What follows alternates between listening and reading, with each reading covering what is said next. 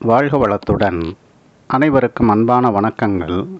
எல்லாம் வல்ல இறைவனின் திருவடிகளை என்னுடைய மனம் மொழி மெய்களால் போற்றி பணிகின்றேன். நம்முடைய வாழையடி வாழை யூடியூப் சேனலில் வைகறை வைரங்கள் என்ற தலைப்பின் கீழ் தினந்தோறும் ஒரு வைரச் செய்தியை வழங்கி வருகின்றேன். அந்த வரிசையில் இன்று நாம் காணவிருக்கும் செய்தியின் தலைப்பு பொன் விலங்கு, இரும்பு விலங்கு. ஒரு கைதியின் கைகளில் பூட்டப்படும் விலங்கு பொன்னால் செய்யப்பட்டால் என்ன, இரும்பால் செய்யப்பட்டால் என்ன, இரண்டுமே சிறைப்படுத்துகின்றன என்பது உண்மை. இதுபோலத்தான் நாம் ஈட்டுகின்ற புண்ணியங்களும் சரி பாவங்களும் சரி நம்மை பிறவி சுழற்சி என்ற சிறையில் தள்ளி நிரந்தர கைதியாக வைத்திருக்கின்றது என்று புரிந்து கொள்ளுங்கள். அதாவது நாம் ஈட்டுகின்ற புண்ணியங்களை பொன் விலங்கு என்று கூறுகிறேன், நாம் ஈட்டுகின்ற பாவங்களை இரும்பு விலங்கு என்று கூறுகிறேன். நல் வினைகளை மிகுதியாகச் செய்து புண்ணியத்தை ஈட்டு சொர்க்கம் செல்வாய், அங்கு இன்பங்களை அனுபவிப்பாய் என்று கூறுபவர்கள் ஈட்டிய புண்ணியங்கள் காலாவதியானதும் மீண்டும் பிறவிக்குள் வருவாய் என்ற உண்மையை கூறுவதில்லை. எனவே சொர்க்கம் என்று கூறியவுடன் உங்கள் மனதில் உங்களை அறியாமலே ஒரு உற்சாகம் பிறந்து விடுகிறது. நம்முடைய பிறவியின் முக்கிய நோக்கமே அனைத்திலும் நிறைவு பெற்று விடுதலை அடைவதுதான். பிறவி சுழற்சியில் இருந்து விடுபட்டால்தான் முத்தி என்ற வீடு பெறு இன்பத்தையே நம்மால் நுகர இயலும். எனவே நல் வினைகள் செய்தால் அதன் விளைவாக விளையும் புண்ணியங்கள் பிறவிக்கு காரணமாகும் பொன்னால் ஆன விலங்கு என்று புரிந்து கொள்ளுங்கள். நல்வினைகள், அதன் விளைவாக புண்ணியங்கள், அதன் விளைவாக சொர்க்கம் என்று கூறியதைப் போலவே தீவினைகளை செய்யாதீர்கள், மீறிச் செய்தால் பாவம் விளையும், பாவத்தின் காரணமாக நரகம் செல்வீர்கள், துன்பப்படுவீர்கள் என்று கூறுபவர்கள் பாவக் கணக்கு தீர்ந்த பிறகு மீண்டும் பிறவி சுழற்சிக்குள் வருவீர்கள் என்ற உண்மையை கூறுவதில்லை.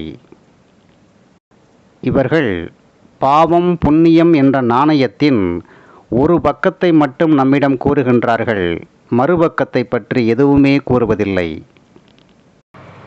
சொர்க்கம் நரகம் என்பன ஏதோ அந்தரத்தில் தனி இடத்தில் இருப்பதாக கற்பனை செய்கின்றீர்கள்.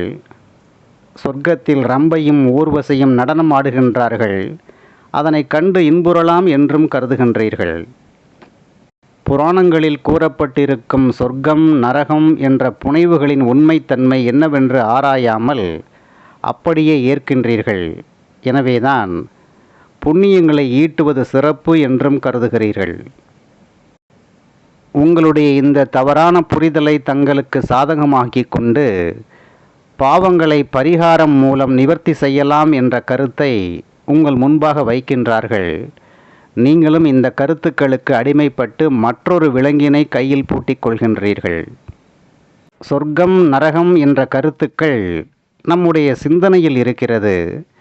பிறருக்கு தீங்கிழைக்காத எண்ணங்கள் நம்மிடம் மேலோங்கும் தருணங்களில் எல்லாம் நாம் சொர்க்கத்தில் இருக்கின்றோம்.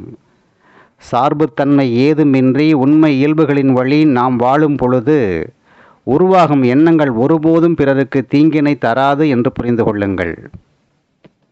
ஆனால் இதற்கு மாறாக பெருமை, பொறாமை, இச்சை போன்ற அகந்தை கருத்துக்களுக்கு ஆட்பட்டு உண்மை இயல்புகளை மூடி மறைத்து போலியான அடையாள முகமுடிகளை போட்டுக்கொண்டு நாம் வாழும் தருணங்கள் அனைத்துமே நரகம்தான். நல் வினைகளை செய்யாதீர்கள் அல்லது செய்யக்கூடாது என்பதல்ல பதிவின் கருத்து. வினைகளில் நல்வினை தீவினை என்று இரண்டு இங்கு இல்லை. நாம் தொடர்ந்து வினையாற்ற வேண்டும்.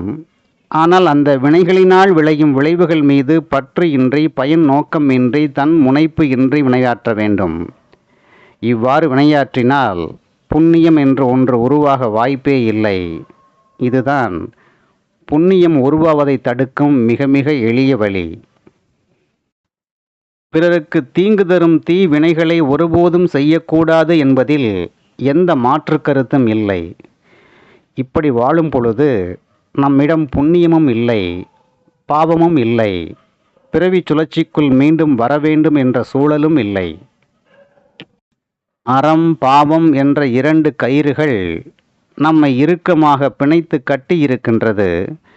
இந்த இரு கயிறுகளையும் நாம் அறுத்து எரிந்து விடுதலையானால்தான் மீண்டும் பிறவாமை என்ற நிலையை எட்ட இயலும். இதனை நன்கு உணர்ந்தபடியால் தான் மாணிக்கவாசகர் சிவபுராணத்தில் அறம் பாவம் என்னும் அருங்கயிற்றால் கட்டி என்று பாடினார்.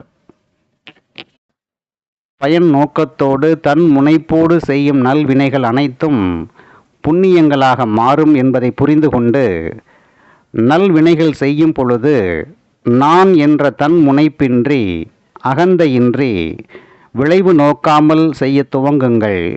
பிறவிகளின் எண்ணிக்கை குறைந்து கொண்டே வரும். ஒரு எல்லைக்கு மேலே செய்யப்படும் நல்வினைகள் அனைத்தையும் சிவம்தான் செய்கின்றது என்ற உணர்வு உங்களுக்குள் பிறக்கும். இந்த உணர்வு கூட கூட நான் நான் என்று கூறிக்கொண்டிருந்த பொருள் சிவத்தோடு சிவமாக கரைந்துவிடும். எப்படி தண்ணீரில் கரைந்த உப்பு பொம்மை தன் அடையாளத்தை இழந்து தண்ணீரோடு தண்ணீராக கலந்து விடுகிறதோ அதுபோல நம்முடைய உயிர்த்தன்மை, அறிவு, உணர்வு என்ற அனைத்துமே சிவம் என்ற பேரின்பக் கடலில் கலந்துவிடும். இந்த நிலைக்கு பிறகு உயிர் பிறவிக்குள் நுழைய வேண்டிய எந்த அவசியமும் இல்லை. இந்த அற்புதமான நிலையை நோக்கித்தான் அனைத்து உயிர்களும் பயணித்து கொண்டிருக்கின்றன. பகுத்தறிவு என்ற சிந்தனை அறிவு மனிதர்களிடம் இருப்பதால் மனிதர்களின் பயணம் மிக மிக எளிதாக அமைகிறது. ஆனால் நாம் நம்முடைய பகுத்தறிவை இதற்காக பயன்படுத்துவதே இல்லை. சிந்தித்தல் என்ற 6ஆம் அறிவினை கொண்டு உண்மையை நோக்கி பயணிப்பதற்கு பதிலாக உலகியல் இன்பங்களை நோக்கி பயணிக்கின்றோம். 6ஆம் அறிவு என்ற பகுத்தறிவினை உலகியல் இன்பங்களுக்கு பயன்படுத்தும் பொழுது அதன் பெயர் விஞ்ஞானம். பகுத்தறிவினை சிவத்தை உணர பயன்படுத்தும் பொழுது அதன் பெயர் மெஞ்ஞானம். எதை தேர்வு செய்வது என்ற சுதந்திரம் நம்மிடம் வழங்கப்பட்டு விட்டது. எத்திசையில் பயணிப்பது என்பது நம் கைகளில்தான் இருக்கின்றது.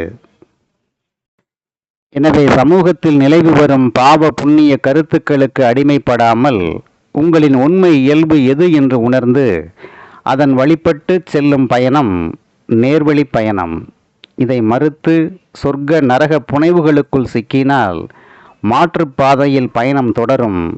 இப்பயணத்தின் முடிவு ஒரு முட்டுச்சந்தாக இருக்கும். மேற்கொண்டு பயணிக்க முடியாமல் மீண்டும் துவங்கிய இடத்திற்கே வருவீர்கள்.